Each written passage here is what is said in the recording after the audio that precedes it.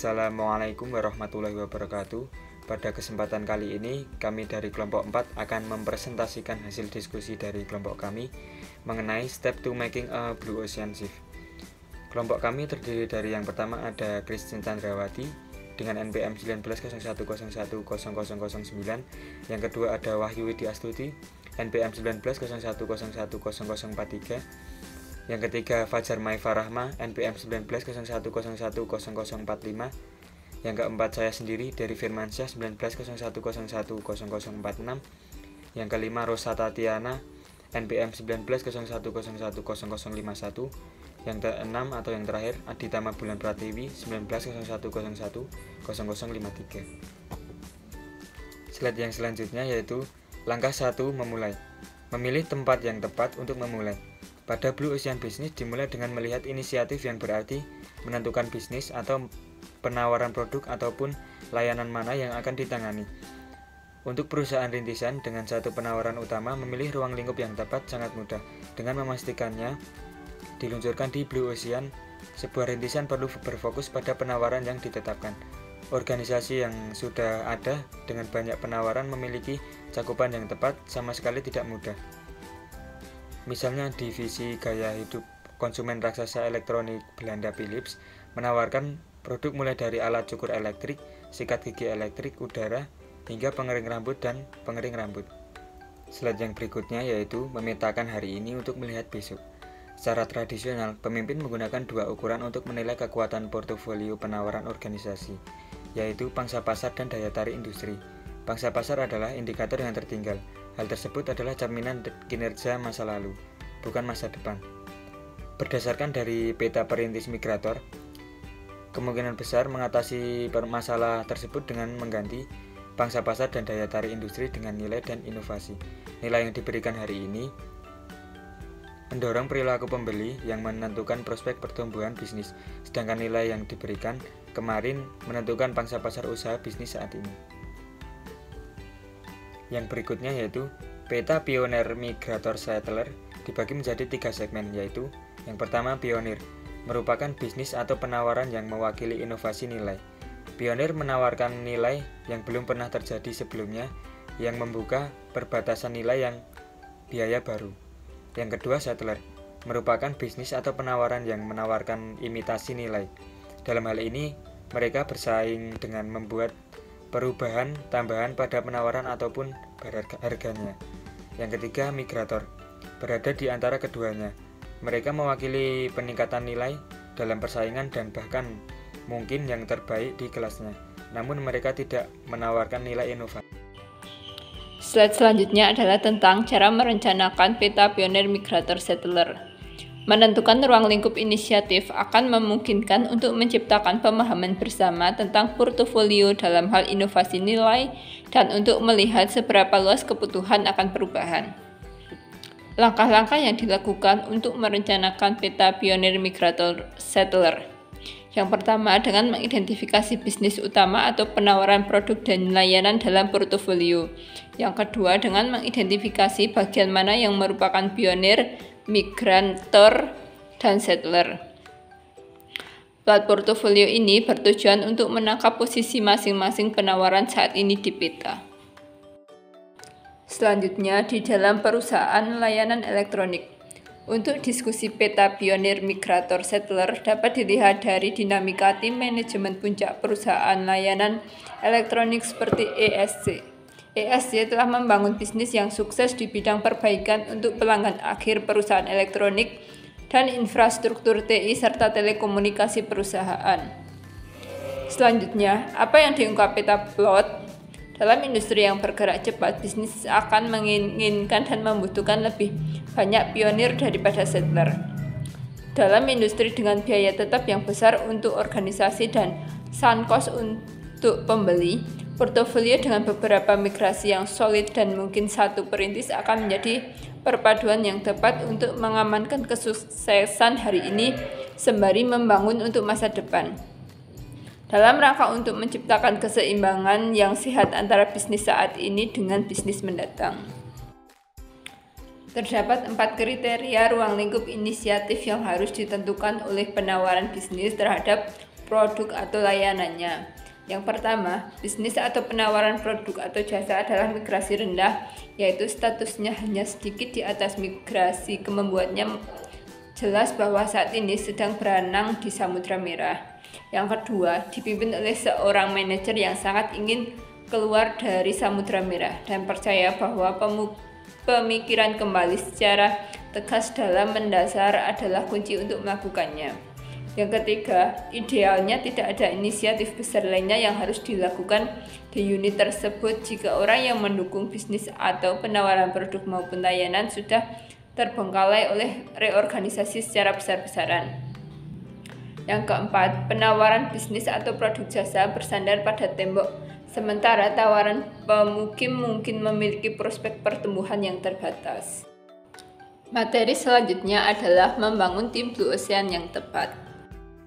Seperti apa bentuk tim yang tepat? Organisasi secara rutin memisahkan fungsi dan tingkat hierarki untuk mencapai efisiensi.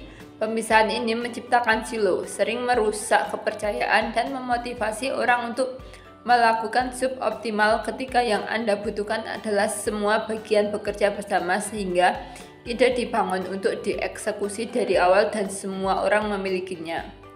Secara keseluruhan, tim dengan 10 hingga 15 orang, batas bawahnya adalah memastikan semua fungsi dan area utama terwakili, memiliki kesempatan untuk berkontribusi, dan menemukan secara langsung kebutuhan akan perubahan. Dan batas atasnya adalah menjaga agar proses tetap dapat dikelola dan tim tetap fleksibel dan cepat. Lebih dari itu, cenderung menjadi berat dan membuat frustasi bagi mereka yang terlibat. Menyedot energi tim secara tidak perlu akan merusak integritas proses. Apa yang harus diperhatikan dalam anggota tim? Untuk mengatur dinamika manusia yang tepat membutuhkan waktu dan pemikiran di awal, tapi imbalannya tak ternilai harganya. Itu sebabnya, dalam milih siapa yang akan dipilih untuk tim, jabatan bukanlah faktor yang paling penting. Karakter adalah hal yang lebih penting. Orang-orang yang dihormati dan sudah memiliki kredibilitas dengan orang lain dalam organisasi itu mungkin atau tidak tumpang tindih dengan status mereka dalam organisasi.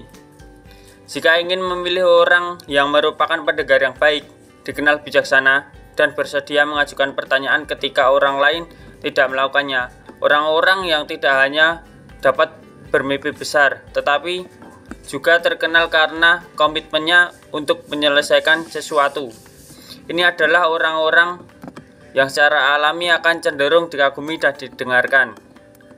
Orang-orang seperti itu meningkatkan kredibilitas tim dalam organisasi dan rasa hormat yang dimiliki anggota tim satu sama lain. Kemudian, tunjuk pemimpin tim kingpin.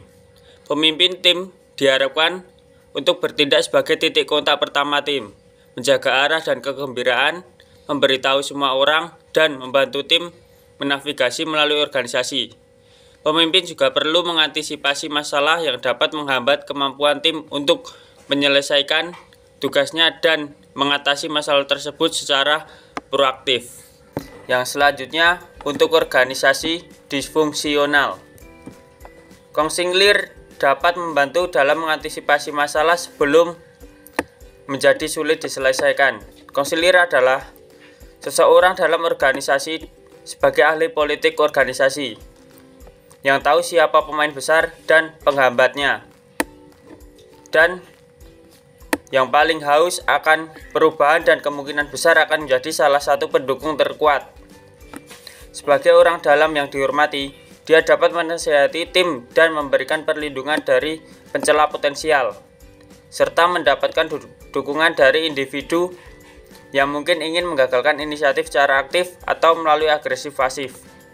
Kandidat terbaik adalah seorang yang sangat berpengaruh, bisa menjadi advokat yang pendiam, dan juga memiliki kemauan untuk terlibat jika perlu menghilangkan hambatan yang mungkin akan dihadapi oleh tim. Dan selanjutnya akan dipresentasikan oleh teman saya. Langkah kedua, pahami di mana Anda sekarang. Memperjelas tentang status permainan saat ini. Memahami status quo industri Anda, memiliki gambaran yang jelas dan sama tentang lanskap strategis saat ini sangatlah penting. Yang pertama, ini memastikan bahwa Anda memiliki strategi, bukan hanya kumpulan taktik yang mungkin masuk akal secara individual, tetapi tidak cocok dan bahkan mungkin bertentangan.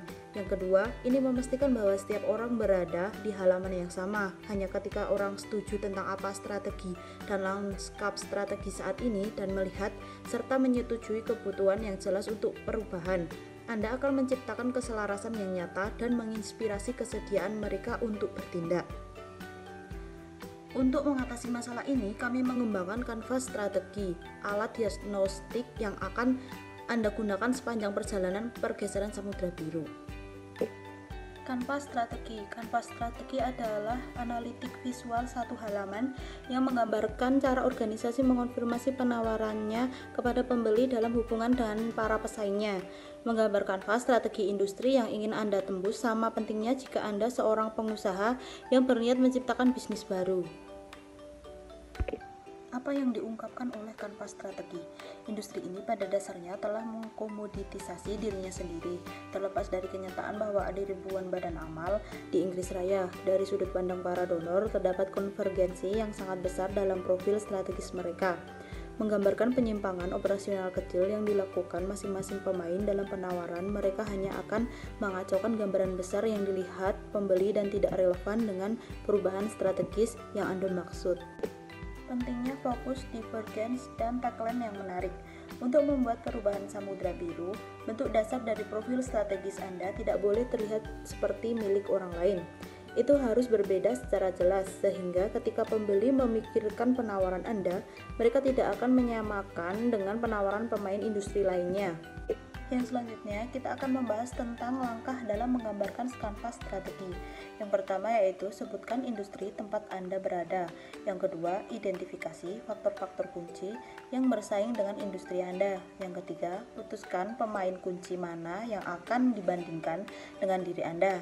Yang keempat, nilai penawaran Anda dan pemain atau pemain terbaik di kelasnya di sepanjang faktor persaingan utama. Dan yang kelima, gambar kanvas strategi apa adanya. Yang selanjutnya, apa yang Anda harapkan saat menggambarkan kanvas?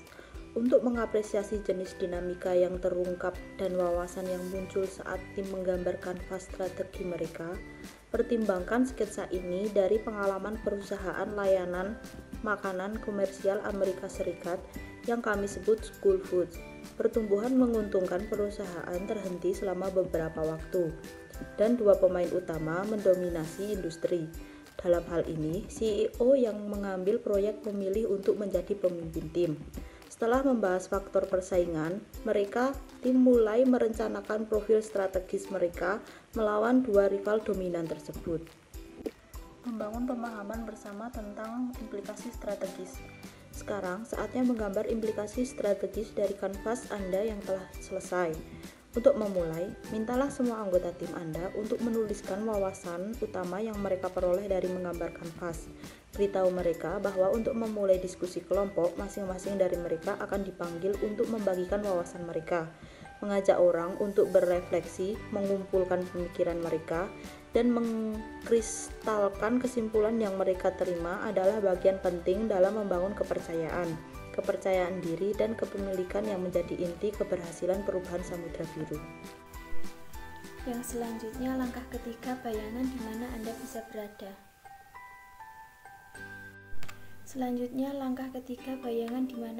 bisa berada.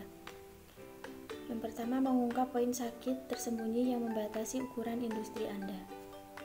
Dengan kanvas strategi masa kini, semua orang bisa melihat gambaran besar keadaan industri sekarang, di mana hal itu memberikan titik rujukan yang disepakati bersama untuk menilai gagasan-gagasan yang baru.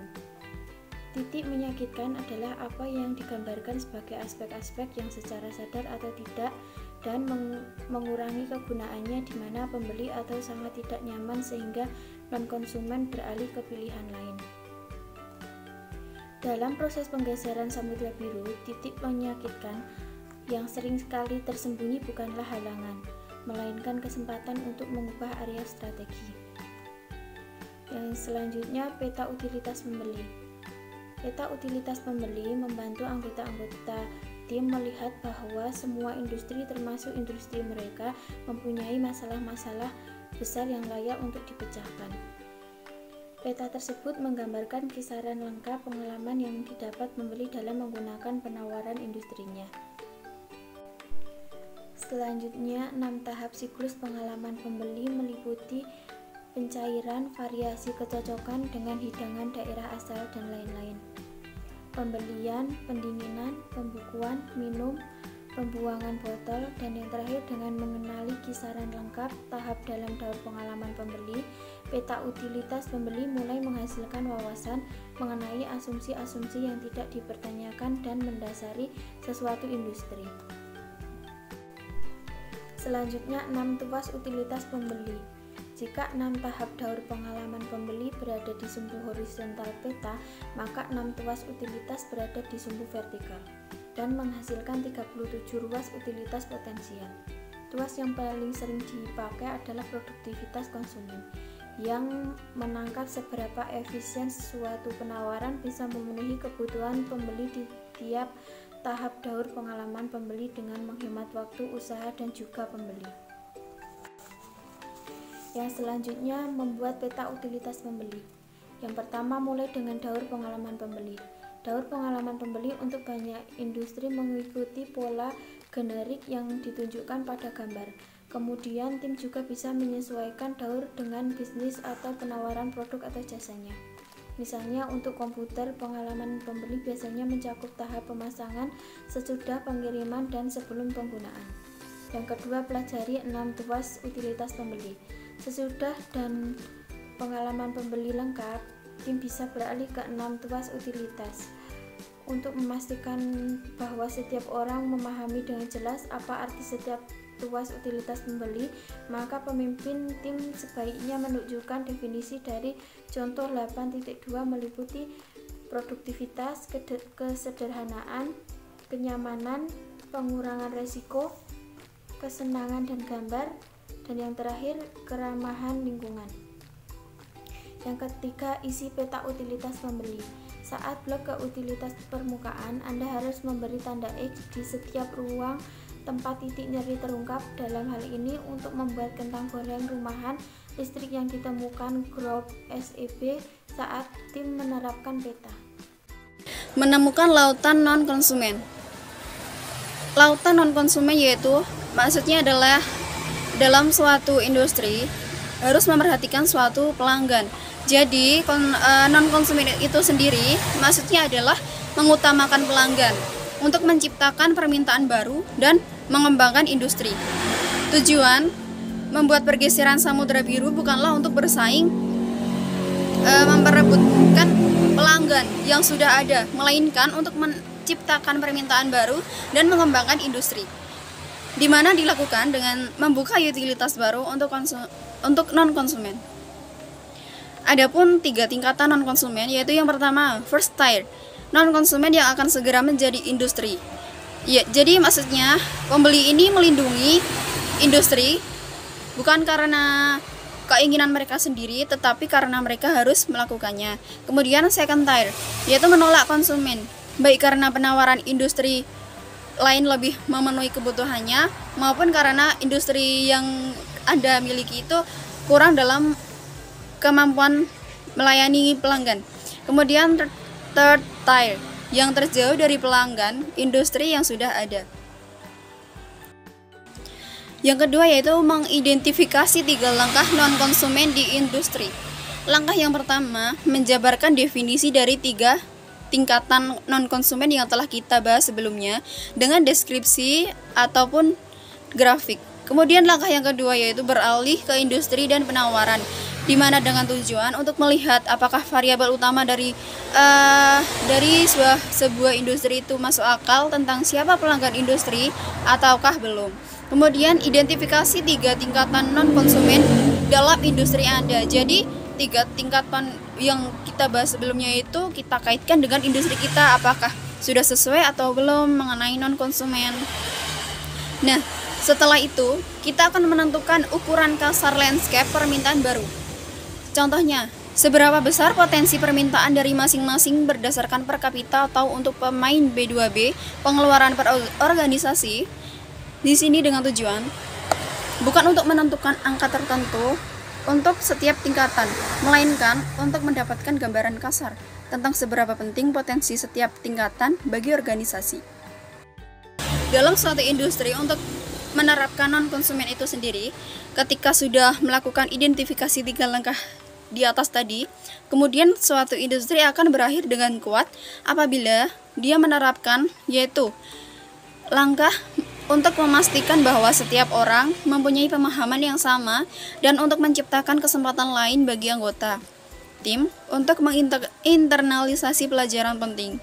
Jadi, dalam langkah ini dengan merangkum langkah-langkah yang telah diambil yang dapat diterapkan dalam tim, sehingga menjadi jelas tentang keadaan saat ini di dalam suatu industri, sehingga mengetahui konvergensi antara organisasi saat ini, profil strategis dan para persaingannya yang kemungkinan telah melemparkan organisasinya ke dalamnya. Demikian pemaparan materi dari kelompok kami. Segala kekurangan datangnya dari kami dan segala kelebihan datangnya dari Allah. Terima kasih. Wassalamualaikum warahmatullahi wabarakatuh.